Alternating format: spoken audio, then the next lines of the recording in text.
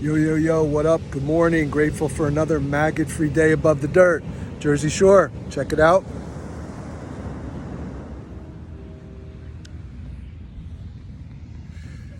So today's talk is on much more than lust, even though I,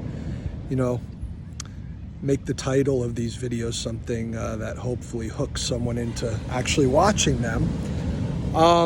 So really what this video is about is understanding the human condition, understanding that inherently there's nothing right, wrong, good or bad with the human condition. It's our conditioned relationship with the dynamics and qualities of the human condition, and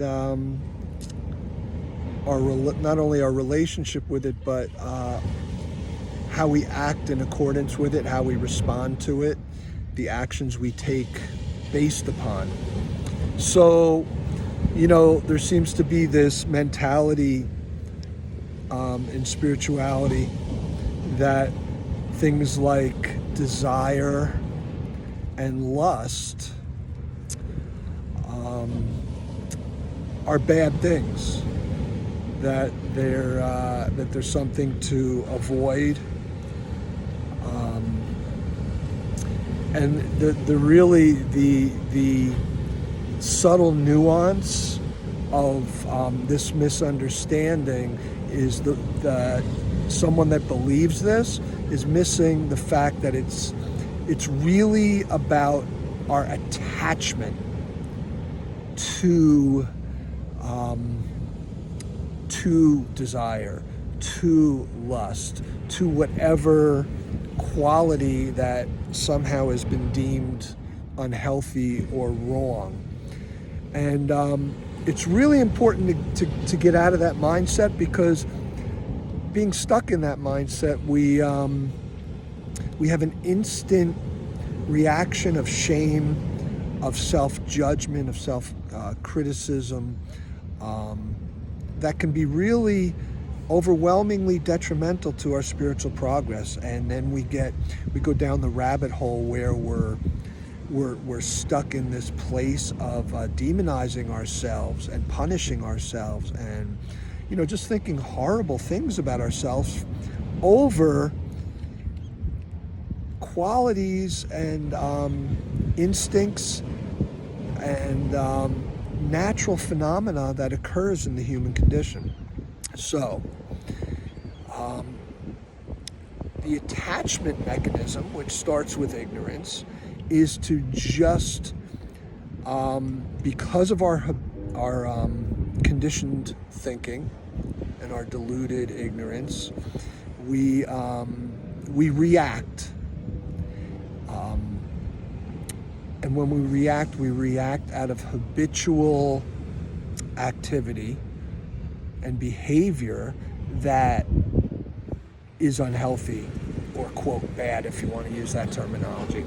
So we can see where the wrong understanding of this comes from, because we make this assessment based on our past unhealthy reactions and unwholesome thinking and harmful thinking, as opposed to seeing the natural arising of something like desire or lust, and then having a new wholesome, healthy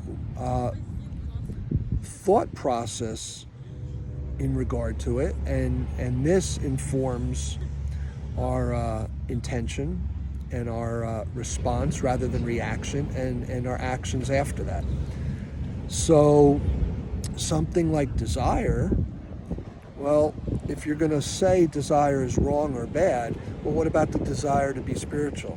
What about the desire to do spiritual action, or the desire to do charity, or the desire to do service, or to be devotional? So it doesn't hold up when we look at it that way. Can these things be bad or unhealthy? Of course, but it's the attachment and the intention behind why we're doing them. And that's the most important part. What's our intention? What is our expectations, and can, if we're attached to our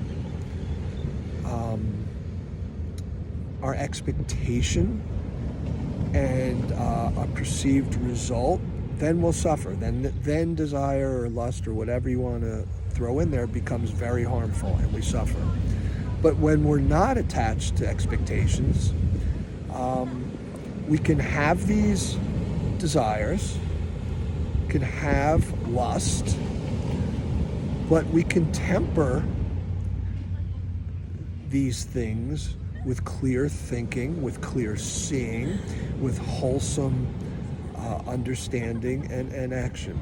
So we're talking about, in essence, the first two parts of the Eightfold Path, which is wise understanding and wise thought. So if we have the right understanding about desire and lust and all the other things you can put in there, and our thinking is rooted in this understanding, then our